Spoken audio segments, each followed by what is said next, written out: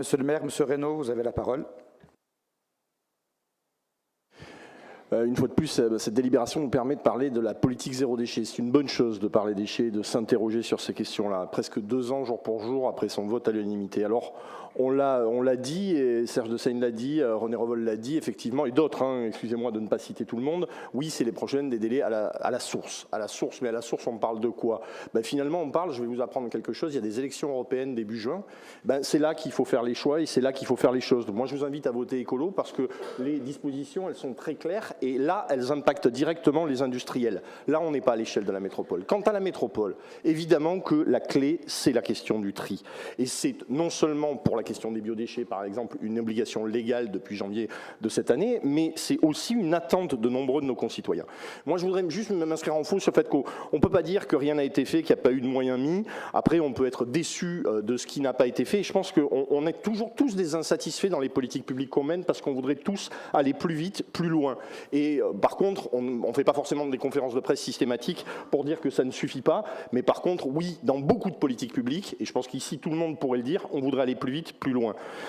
Mais là, je crois que personne n'a à gagner à ces caricatures. Alors moi, j'ai posé 38 questions au nom du groupe de mémoire à la métropole. Je remercie. Alors la réponse est arrivée, je vous le dis, hier soir, donc pas le temps d'analyser, mais je remercie quand même. Bon, il y a beaucoup d'enseignements à en tirer, on aura l'occasion de le faire. Après, il y a des questions et des réponses qui se posent derrière. Est-ce que 9 personnes pour en charge des biodéchets, c'était suffisant pour 500 000 habitants? Est-ce qu'on voit que les points d'apport volontaire pour le verre, ils augmentent, et ça c'est clair, mais par contre, le verre, lui, trié, n'augmente pas. Il y a peut-être un souci de ce côté-là.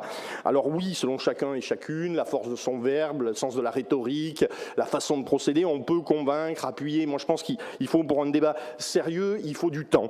La première tendance, et la principale, c'est qu'en matière de prévention, sensibilisation et de communication, on n'est pas au niveau et qu'il faut aller plus loin, toujours plus loin. Alors, on l'a dit, moi j'ai entendu René Revol le dire, pour les contrats de DSP potentiels, qu'on va mettre ça dans des contrats pour que ça puisse être assuré par les opérateurs. Il faut aussi le faire du côté des opérateurs qui s'occupent de la collecte des déchets et le faire vite. Il doit y avoir un porte-à-porte systématique. On a vu Améthyste ouvrir des contrats pour 100 ambassadeurs et ambassadrices du tri sur des contrats étudiants. Eh bien, écoutez, c'est une bonne chose, il va falloir se servir de ce retour d'expérience.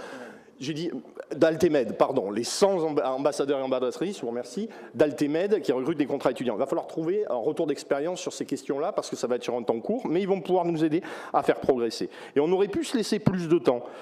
Nous, on a proposé dans ce courrier une DSP transitoire de 3 ans avec Améthyste, avec un process légèrement remanié. Vu qu'il n'y avait pas d'investissement supplémentaire de façon importante, il n'y avait pas de raison d'aller plus loin. Et on pouvait modifier justement les process, on pouvait justement modifier le modèle économique et la question de la sensibilisation. Et puis, je voudrais rappeler juste quelques principes de droit. Le principe de la libre administration des collectivités territoriales. Oui, on a le droit de choisir ce qu'on veut. Donc, moi, je pense que l'argument sur le temps, il ne tient pas. Et je le redis, c'est quand même délicat de prendre ce genre de décision au moment où il n'y a plus d'élus délégués et au moment où il n'y a plus de directeur, même s'il y a un directeur adjoint qu'il faut saluer au passage. Mais pour les écologistes, les incinérateurs, c'est jamais la solution, pas plus ici qu'ailleurs. Je le précise, qu'on soit bien clair. Parce que moi, je fais partie d'un parti dont un certain nombre de maires ont des responsabilités dans des grandes villes, et ils ont dû malheureusement reconduire un certain nombre de DSP dans certains endroits. Donc le débat est compliqué, et c'est pour ça que je dis, moi, on a fait une expérience, à un moment donné, moi j'ai appelé, et nous avons appelé, à mettre en place une convention citoyenne, parce que ce sujet est délicat, parce qu'il faut du temps, et parce que c'est pas effectivement dans un conseil de métropole que sans rapport précis, et pas uniquement d'experts, on puisse le faire. Mais je pense que de ce côté-là, il faut qu'on avance sur cette... Alors j'ai entendu René Revol parler de comité de suivi, moi je pense que c'est une convention citoyenne sur le process qu'il faut faire. Et je voulais vous le dire pour les écologistes, nous sommes conscients que participer, comme j'ai pu vous le dire dans les précédentes interventions, participer, c'est toujours essayer de convaincre et de faire bouger les lignes. En tout cas, vous pouvez compter sur les écologistes pour faire bouger les lignes, pour ne laisser aucune once de débat, aucune once de comité, de commission, pour faire bouger les lignes dans le sens de l'écologie. Je vous remercie, Monsieur Reynaud. Madame Ollier, je vous donne la parole.